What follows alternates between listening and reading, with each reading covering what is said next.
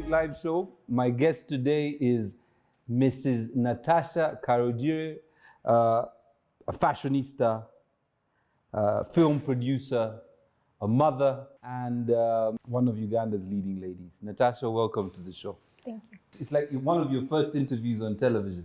I haven't seen too much of you on television. I think, we're going to get into it though. So how are you doing? Good. Everything's okay? Yes. Okay, tell me, listen, most people know you as the child of the President of the Republic of Uganda, His Excellency President Museveni. And I think a lot of people are going to watch this show for many different reasons. Some are going to watch it because they want to hear what you have to say. Some want to hear about your life. Some want to hear about what you're doing now. So tell me, as a child, what was it like growing up as the child of the president? I know half of it was not here, but the other half of your childhood was here.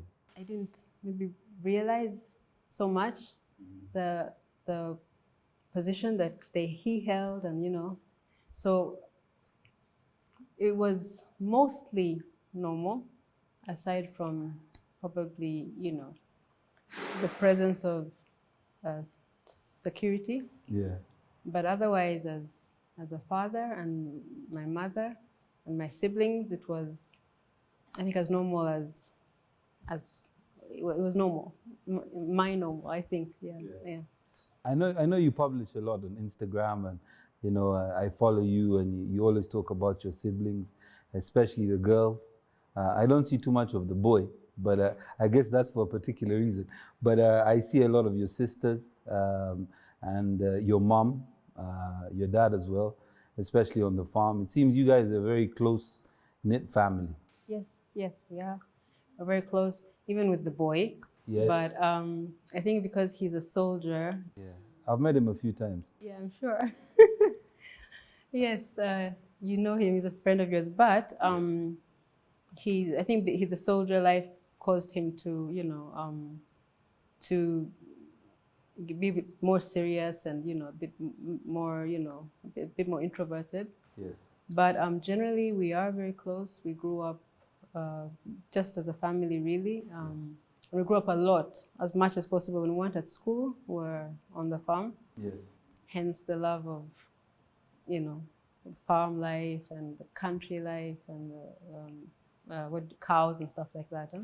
Yeah. Because I see your cows have names, and you can call them. The cows that we have don't seem to have that attachment to us, and they you usually don't have the attachment. No, I do. I mean, I try, but they don't listen. So I don't know. I guess you guys have a better way of looking after cows. One of your sisters, I think Diana, she's an actress as well. Yes. She's recently got into acting. Of course, we're going to get round to that. But tell me, when you were growing up, what did you want to be? What did you want to be as in your career? What did you want to? I think it depended on which stage I was at. When I was younger, I wanted to be a nun. A nun? Yes. Then I wanted to be a missionary. Then I wanted to be a missionary. Then what gets even better? Yeah. Eh? Then I wanted to be a lawyer. Then at some point, I really understood that I was inclined towards arts and art. And then eventually, by the time I was doing my O-levels, I became very interested in fashion. And then I pursued that at university. And that's a profession that I came away from school with. Okay. In Uganda, and I think maybe in Africa as a whole, there's this perception that people in the arts, people in sports, because I came from a sports background, it was always secondary to what you were supposed to be doing. So either you became a lawyer, a doctor, an engineer, even a soldier, or a politician. And that is the criteria by which, you were judged. And if you were any of those, you were at the top of the food chain. Anything below that, nobody was really interested. So how did your parents react when you said, I want to get into fashion? What did they say?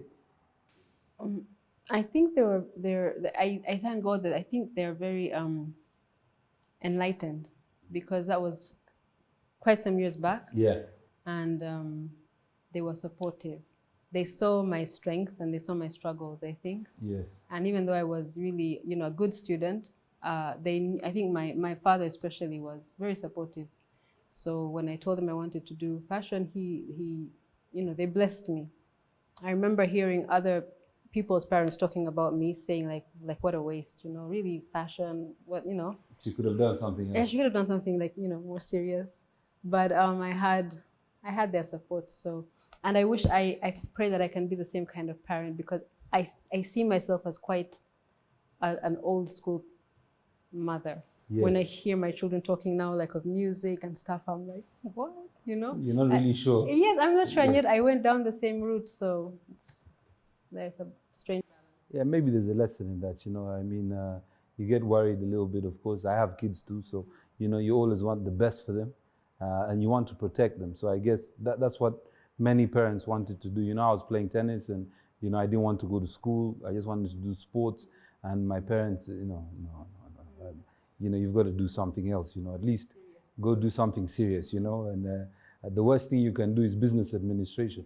That's the worst thing you can do, I don't think it's fair, and I think that because of that, a lot of people get stuck in their own sort of self, and it leads to problems later, I think, mental stress, people are working as lawyers and doctors, but they don't really want to do that work. And you can see it in their work, in the quality of their work. So, it's nice to hear that your father, the president of Uganda, was supportive, because sometimes he speaks on television and I'm trying to visualize him, saying, go ahead and do your fashion thing, Yeah, that's why I say, I think because I know even myself now, I mean, I'm much younger than them, but I am struggling with, thinking that, no, but you're really good at maths, you can do engineering, and then someone says, no, but I want to do music. You see, then I find myself, I wonder, how did they do it? How did they, Well, I guess, they had their ways of thinking. We have our ways of thinking, and I guess we'll meet halfway. The good thing about things now, we can research them. I think back then, when we went to university, it was hard to find out whether someone exits, with this particular project. So you go to school in England, to university in England. Where were you before? I was at Namagunga. Mount St. Mary's, Namagunga. And before that? Kampala Parents. And before that? Before that, we were in exile. Oh, okay. I think I remember that part. Yes. Yes, and yeah. So you go to Kampala Parents, you go to Mount St. Mary's, Namagunga, then you go to school in England where you study fashion. So what happens from there? So when I was done with my degree, I could have stayed in England to do like an internship, but I decided to come home. I always wonder about the decision. Was it the right thing to do at the time? Because I came back home and, tried to set up a business straight away, straight out of university. It was very, very difficult because I did not have any experience. And like I just said, I'm really an artist person and not so much a business person. So it was really, I struggled a lot. And I wondered if I had stayed and, interned and learned how it works and done the business side. But anyway, I came home and just got into it.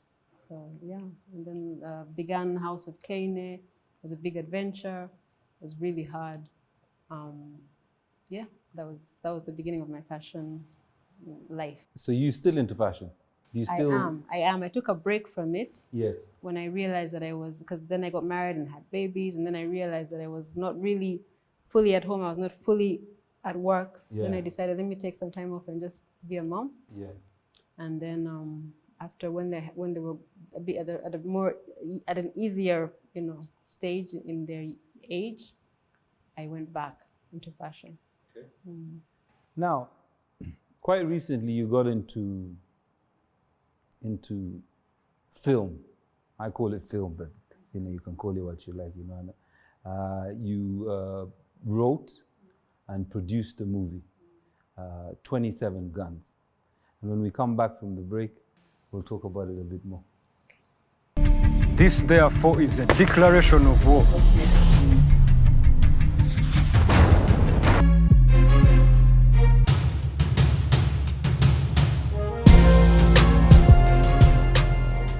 Welcome back to the Cedric Live Show. We're here with Mrs. Natasha Karugire. We were speaking film, and just before we left, we were speaking about 27 guns. Now tell me, you leave fashion. Okay, you didn't leave fashion. You took a break from fashion. You come back to fashion. Of course, the kids are a bit older now, and you start to look at film. And tell me, how did this even start?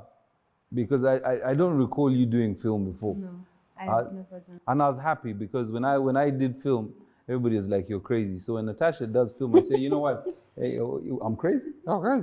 And everybody's crazy." Okay. How did it begin? I don't know. I'm not sure at what point like the thing happened. Yes. But I just know like the desire was. I came across some footage, some old footage, like of the reporters who found the Museveni and the NRA soldiers in the bush during 1985, 86, I think. And just watching it was so, I don't know, eye-opening, to see the conditions they were living in, just to see it, visually. Yes. And then I was watching it, I think, with a few friends, and they were younger than me, and they were saying, this is seeing these things with your eyes, so it affects. That's what young people understand, visual, Yeah. And then I thought, why don't we tell the story visually? I just started thinking about it. Then I started asking around, and everyone was, oh no, it's such a big story. There's just no way you can compress it or tell it. Just like forget it, basically. Yeah. So, but somehow it's like God had like just planted a seed in my heart, and the more people told me it's just not possible, the more you wanted to do it. The more I was just driven to tell the story. That's called being rebellious, that. Right? I don't know. I don't know. So I just started, trying to write the story and ask and research and interview, and then somehow the script was done, and then we went from there. Did you write that script? I did. By yourself? Yes, by myself. I started writing it in about April of 2016, and it was done about October of 2016. I know script writing is hard. I never did that part. I did the producing and the acting. So, that's, I think, a bit easier than the script writing. It's just different, I think, yeah. No, it's just, when I think of writing, I just try, I've got a lot of respect for people who can jump into different characters and write one part for one character, think like that character, and then move into another character. But it's different when you're writing like a true life thing, because there you don't even have that much leverage to make up characters. You have to try to stay true to the characters that were there, which is very difficult, especially when the characters are still living. Yeah. To be the voice of a man who is still there, and then what if you sound so ridiculous? That's not how he speaks. He wouldn't say anything like that. Yeah. So you write this script, 2016, and then comes the tough part. How do you produce this? How did you, what did you do next? I guess this is a bit of an education for young producers, writers, and people like that. People have opinions, but a lot of people don't understand the process of production. That's why I'm asking. So what happened after you wrote the script? After I wrote the script, I needed to, of course, I didn't know a single thing about doing a film. So I started trying to pitch the idea to people. I looked, even internationally, like I mentioned that during the premiere thing, I looked for like support and direction and help. And a lot of the time it was, some of the sentiments I got which were very upsetting to me at the time were, it was kind of like, why are you telling this story, And then I thought, well, why not? Why we need to tell our stories, Yes. Because abroad, what normally happens, I see, is that Africans, we just keep quiet. We have epic tales, like epic history in Africa generally. And then but we do nothing. We just sit on it. And then years down the road, someone else comes and just like tweaks it. Yes. And any tweak, I think, in history can be so detrimental, So I became more passionate. The more people were like, "Why?" Like the more resistance I faced, the more I was driven. Then I stopped looking outside, and came home and just started pitching to Ugandans. Now that was also a challenge because Ugandans are also like, as you know, Yes. film, what and how much, the numbers are because it's so expensive, and then the whole concept of film is new. So it was just quite a journey of faith. Even those who invested in us, they required a lot of faith to do it. They weren't sure. No, definitely not sure. I guess it's a leap of faith if you say, to produce a movie or a series or whatever it may be in this environment is very difficult. A lot of skepticism because it's out of the box thinking, I would assume. So tell me, did you ever think about what the public thought about this? Did you ever have a perception how they would receive it? Because of what you've just said. So first of all, you have people saying, Ugandans and movies, doesn't really go well.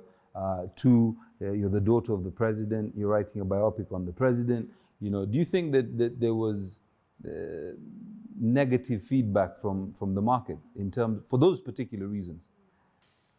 I don't know. You mean before it came out or during the making of it? During the making, when you were making it, when the word was out that we're making a film, yes. and I'm not sure because I think there are two sides. Yes. There are a lot of Ugandans and there are a lot of people who are involved in the struggle that 27 Guns talks about. Yes. That say it's a good beginning, It's, yes. It's a good thing that you're putting the story out there, and they were so encouraging. So that was, and for me, like I'm a mother, so I have children, and to see them, they were like, did this ever happen in Uganda? Stuff like that. Mm-hmm. When the cast came on board, they're young people Yes. because they're acting the parts of these guys when they were Yes. younger. They were all like, "Did you make this stuff up?" And I said no. So some of the generals came in to talk to the guys, and these guys would just be looking at them like, "This stuff really happened? You guys are like, you're cooler than cowboys, Yes. So, so there was a lot of encouragement that way, but I think there's always opposition to a thing, a good thing, or anything. So yes, I'm sure there are people who thought, why is she the one telling the story, or why is the story being told? But I've learned to just shut out the noise. Yeah, just kind of shut out the noise. If I feel like I felt very strongly about telling the story, so by the grace of God, I was able to manage. Do you think you've been successful telling that story? That's a hard one to answer. From your personal opinion. I think that I thank God for taking us through the journey, and I think we've done something monumental. I feel that there's still so much to be told with that story. It was like a very compressed version of a very epic thing. So we've told it somewhat, not entirely. There's more to tell. So, I mean, my personal opinion was that was sort of something that, if you'd done in episodes, you could have run for years and years and years and years because of all the elements that come into it, all the characters, all the stuff that was happening, not just in Uganda, but outside Uganda, trying to work with the people who were fighting in Uganda to make this whole story come to where it is today. I commend you because I know that first of all, making a movie is not easy. It's actually in itself, it's probably the hardest thing I've ever done in my life. In terms of trying to put together a group of people and getting them to share the same vision, because everybody's different. Not everybody is doing this thing for the same reason that you're doing it. Some people do it for money. Some people do it just because they want to be somewhere, they want a home. Other people believe in your vision. Then there are people who just sort of exist, and you've got to manage all these people and put them together. So, I commend you for what you've done with 27 Guns, and I've watched the movie. What do you think? I think it's of course, many of our uncles and aunties, and we were kind of on, as you would know, on both sides of the equation. We were in exile, they're coming back to Uganda, Many of our uncles at the time and aunties were people who had been involved in the struggle. So they had told us a bit about what had happened. Some things were folklore, you know, they were there, you know. But I had a good idea of what I was going to watch, you know. I had a bit of history, I'd read some of the books and stuff.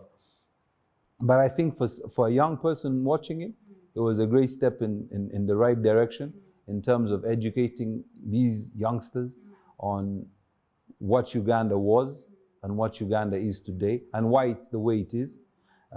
Because, for example, my younger sisters, they were born in 1991, 1992.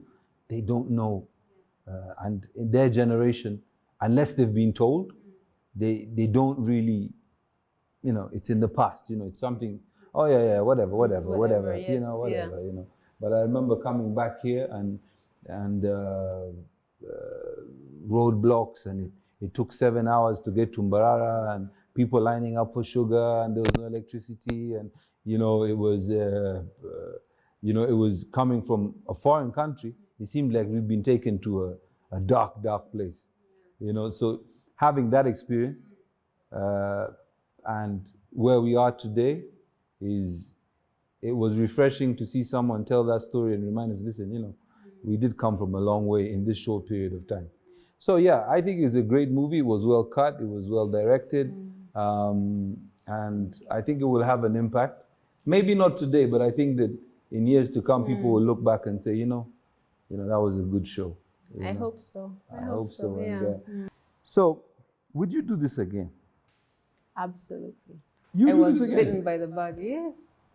So what's next? Because I know the company that owns this is your company, Isaiah 60, which wasn't purely for this particular program.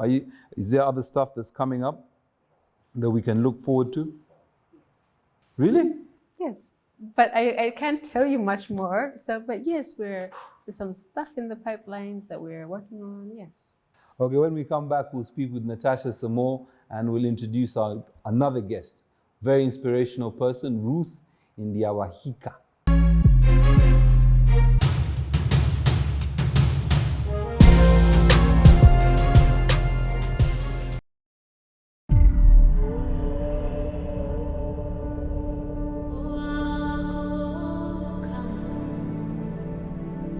They came and they killed unarmed civilians with pangas and knives.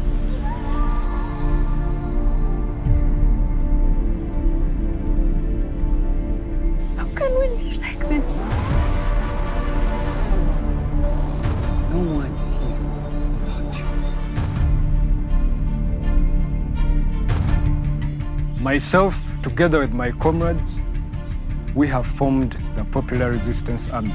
We are a movement against tyranny, extrajudicial murders, against rape, and against any form of oppression imposed on us. This man and his goons are bandits. Without weapons, the young men and women will not amount to much. Let him go through. This, therefore, is a declaration of war. I simply don't believe his is a cause anybody is going to follow.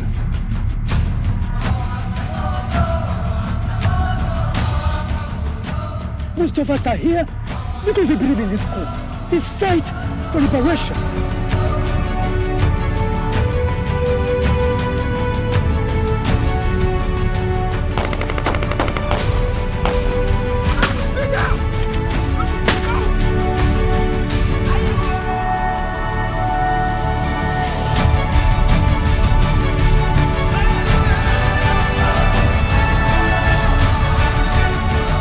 Sacrifice. We attack by tomorrow morning.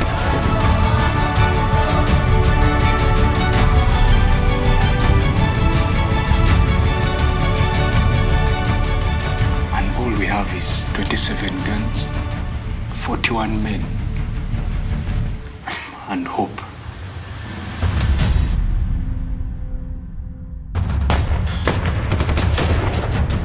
Yeah, them call me A-Pass, and I'm on the Cedric live show. Yeah, featuring Cass Bevy and Horace. A-Pass, lyrical Jack Norris. You have to know this and notice. Yeah, keep watching UBC, Cedric live show. And that for sure, that you know. If you know, you know.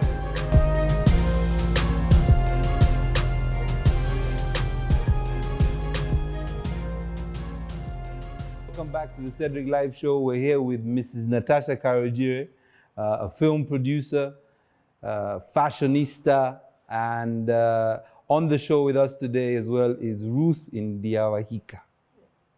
You are the founder of the Grace Villa Trust. Grace Villa, I came across this a few years ago, and the little information that I have is that you dedicated your life to helping young girls through your trust and through a particular orphanage. Is that the case? And by profession, you're a Child psychologist. Child psychologist. Wow. So, tell us a bit more. Tell Natasha and I, what is this trust all about? Yeah. Hi, Cedric. Hi, Natasha. I'm so honored sitting here with both of you. So Grace Villa, first of all, it's named after my mom, Grace. Her name is Grace. She's Reverend Canon Grace Ndyabahika. So she kind of embodies what I hope the girls will be like. So that's why I named it after her. So Grace Villa is in Kabale, up on Makanga Hill. Those who know where Makanga Hill is. So it's a house, a regular home, just like the kind of home that you and I, that most people grew up in. So what we do with Grace Villa is our mission statement is we give a home, sanctuary, love, care to kids who are orphaned, who are abandoned, and who are vulnerable. So those are three really different things as I've come to discover through the journey. So our first course of action is when we get these kids, is to find them a home, a safe place to be in. Because many times, like most Ugandans do have family, they do have extended family that could look after them. But you know what the economy is like. Up country, it's much, much worse. So you find people who can't even look after their own kids, so let alone now taking in. It used to be it takes a village to raise a child, but not anymore mostly because of the economic status. So, but if we come in and say Grace Villa is going to help with education, we'll help with some health care, we always get all kinds of stuff like food and things. So we will come in as, a safety net for the kid. So most families are really thrilled to take the kid in. Some don't even know who they, don't know any relatives, and we look for them through the police, through the probation. Some as far away as Ntungamo, and we find like the sister of the grandmother, that kind of situation. But then there are some who absolutely have nowhere to go. Or the ones who were with their families and they allowed abuse to happen, so it won't be safe for them. So those are the ones who we bring into our home, and we love them, and we take care of them as though they're our own. Quick question. When I hear your story, I know you, I think I follow you on Facebook or wherever it may be, and I see you have a lot of influence from the US. I mean, you lived in the US, you went to school in the US? For a big portion of my life, yeah. I was actually born in Chicago. I'm still a Chicago, but I have to point that out. I was born in Chicago. I heard you talking about the whole, during the war, the whole refugee thing. So there was a situation for reverends during Idi Amin's time. I'm now aging, like putting myself in age. But so my parents are both reverends, and my mom being the first in Africa, one of the first. There were three who were in at the same time, and they were the first three. So she kind of stood out. And then my dad was also very big academic and stuff, so he kind of stood out. So it was unsafe. So the bishop at that time was Bishop Festus Chivenja. So he got them a scholarship in Chicago to go and be away. And at that time, my mom was expecting me. And so she didn't want to go. She was actually forced onto the plane by the bishop. Because imagine you're having a child and they're telling you to go to this foreign, snowy, weird land away from your relatives. But she went and they had me. And that's why my middle name is Kendeje, which means of an airplane. Because my mom, had me a baby. So so I was born there, and I don't know much because we left when I was really little. But then we moved to Scotland. That's where I started my kindergarten and part of primary school, came back, went to Nakasero Primary School. But in total, I went to like 7 primary schools, but Nakasero stands out. And then I went to Kabale for part of high school. And then at the end of high school, I went back to the States and was there for like ever, for like 20 years. Again, aging myself. So that's where you got your qualification in child psychology. Yes. Now, let me ask something. You know, I mean, you could have stayed in the States, made a lot of money, because I know child psychologists in the U.S. do command, good salaries and stuff like that. What makes you come back to Uganda? What makes you come back, not just to Kampala, but to come back, go all the way to Kabale to open Grace Villa? Because I'm sure you sacrificed a lot in terms of what you could have done, because I know you've been around for a few years now, in terms of what you could have done, and you come back here. Well, there was a moment, like one of those epiphany moments, but it was, you've heard about the invisible children, right? You know, that night commuter situation in northern Uganda when Joseph Kony was abducting kids and making them child soldiers, and then the girls would become wives, and it was a really bad situation happening. So I found out about it when I was in the States. So we had this movie night where friends would go like house hop and do movies. So some friends, and they were Americans, very white Americans, they found like the most Ugandan thing they could find, which was a documentary called Invisible Children. So they brought it to our house and we watched it. I know there's something about a visual. You know, we had read about it here and there, about the night commuting kids, but there's something about watching things on film, you know, that just, it hits you it hits you hard. So I remember watching it, and it's really, really tough to watch because it really depicts what's happening with these kids, and it focuses on the kids. I don't need to go into the details because I'm sure most of the viewers know about the night commuters. I remember we all cried, but I remember being embarrassed somehow. I don't know why, but I got that feeling of embarrassment. These are our kids. And these are the Zungu who are coming and like showing me, you know, what's happening in my country, and I didn't even know the depth of it. So it kind of sparked something in my brother and I. I lived with my brother at that time. So, you know, at the back of a DVD, there's always like a number or something. So we contacted, put your number down. So we contacted the people, and we found out it was a group called Invisible Children.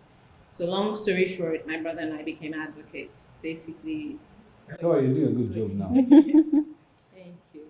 Going around to schools, going to churches, we started even going higher and like actually lobbying with our congressmen. It reached far. I mean, we parked in Oprah's parking lot at one point, like for 3 days, until she actually called some of us in to, and basically our aim was to push the US government to push, well, to do what they could to highlight the situation. So, long story short, it came, like something big came of it because Obama signed a declaration, like the LRA Disarmament Act and stuff. And people took notice. So it was that kind of thing. You know, when something like that happens, you actually see that you were young. You're not even important really in the world, but you're joining forces with people, like like-minded people, and pushing for something that you actually believe in, and you actually see results coming of it. So it changed my life completely. It changed the way I thought. So now I was going back to Boston, and I'm dealing with kids who I didn't really empathize with the situations they were in. So you cannot be a child psychologist and not empathizing with your patient. Instead, I would come here for holidays and go to northern Uganda, and I'm working with these kids and really seeing that I'm doing something, and then I go back, and so it just became this. So I said, you know, I need to go home, you know, and do something at home. So that was my turning point. You know, I don't normally have nothing to say, but I don't really have much to say. Because it's such an honorable act for you to do what you just did, or what you've done. And I don't know what Natasha thinks of this, but I think it's what you've done has been a wonderful thing, not just for yourself, but for our country. Because, you know, if you've gone through 200 girls and helped them over the last, how old is the trust? 5.5 years. So I'm sure some of them are now getting to adult age, and some of them are college kids, and They are maybe going to university, and you've just saved a lot of lives, and I think that's a wonderful thing, and I wish I could do more. Yes. Remember? Yes, of course. We've kept in touch, and the only thing I did is that I didn't visit. Maybe if I did, I'd have been able to pronounce your name properly, without making any mistakes. But I promise that I'll visit, and I know Kabale is a nice place, especially around Lake Bunyonyi. And Yeah, Wakanda, see how we're all. Yeah. so well, Right. Natasha's making movies, so I'm sure she'll be in your neck of the woods very soon, Yes. shooting Beautiful something. Kabale. Have you been? Kabale, yes. Yeah, so thank you very much on behalf of myself. You doing things that some of us only dream we could do.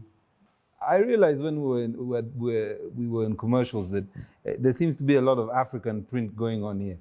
Did you guys make these things, or is a shop you can buy them? What is this all about? Yeah, we actually make things.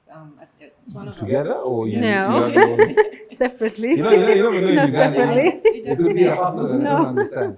I know, we just met. Honestly, just met. Yeah. Anyways, so one of the ways we're not good at fundraising. Yes. Like we just know that we're not good at fundraising, and yet we need money to look after the kids. And remember, it's just me pretty much. There's no big umbrella that's supporting us or anything. So we try to find creative ways to sustain. I mean, you run the foundation by yourself, or the trust, Yeah. with nobody else? Well, no, I have a board, Okay. and I have a really good group of friends, like really, really good supporters.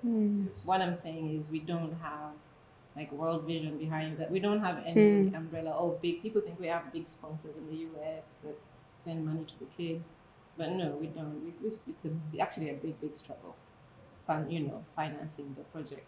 Especially now that the kids are grown and we have university kids where the fees, like for one kid is like 10 primary kids. So there's certain things that we hadn't really thought about. And so now it's a juggle, with fees. Headmasters know now and they don't like kick the kids out, but we pay installments and stuff.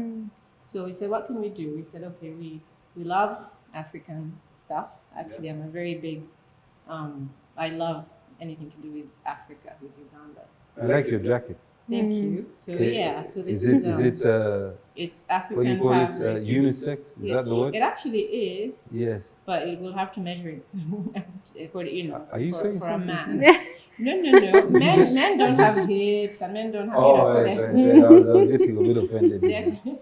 there's certain things that you put into consideration with men, which I'm discovering because now I've suddenly gone into the tailoring world. So our girls tailor. So we try to make really beautiful things. We don't want people to buy them just because orphans made them. Or want people to say, oh, this is a really nice thing. And then they say, oh, it was made by kids in Kabale, So this is one of them. So this is a reversible jacket. It's hanging inside if you want to walk around with desk kitenge, and then with the cotton on top. And we like, these are table mats. And actually one set is yours. Oh, really? Do I have to pay for them, or it's? Well, no, it's a gift. It's that you hold them around and But I'll market pay. us. Thank you very much. Thank you very much. Isn't it like well made? It is beautiful. Do you guys see this? And it's reversible. This is made by the girls. So that's one of the things that we do as That's a really Very cool. creative. I think from now on we need to buy our table mats. And of course you have one of Uganda's leading fashion designers sitting right next to you. Natasha, is yours House of Kane? Jay and Kenimbabazi. We rebranded to Jay and Kenimbabazi, Yes. a couple of years back. So this is Jay and Kenimbabazi. Why did you rebrand? I don't know, because they said that you need to rebrand, so I rebranded. Oh, Just, so I just went with that's theirs as well. ours. Yeah, okay. Yes. Yes. Ours. Yours. Yes, Jay and Yours. Kenimbabazi. Yes. It's Chitenge also, and because Chitenge is trending, and it's great. And it's nice for the hot weather, and it's wonderful. Yeah, I suppose it is. I suppose it is.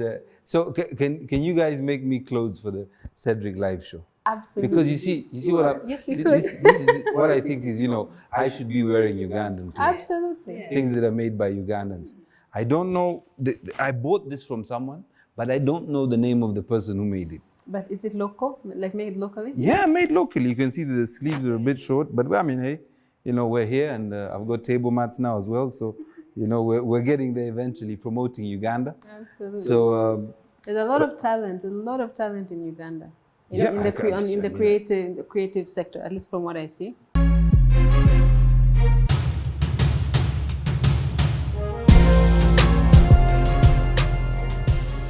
This is Andrew Mwenda, the old man of the clan, the man of broken hearts, and you are watching the Cedric live show on UBC television.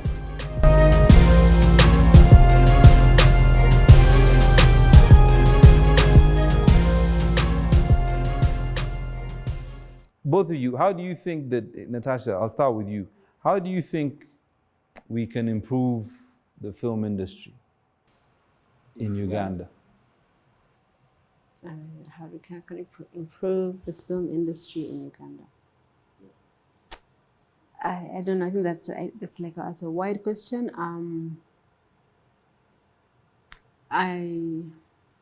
I don't know. I just know that I feel that support is somewhat needed. I'm not sure how, but I think if people understand the power of film, then maybe we'll be able to have, I don't know, some form of support, because what I noticed going into film is that, first of all, it's a whole nother world, and in that world, I found the most serious people.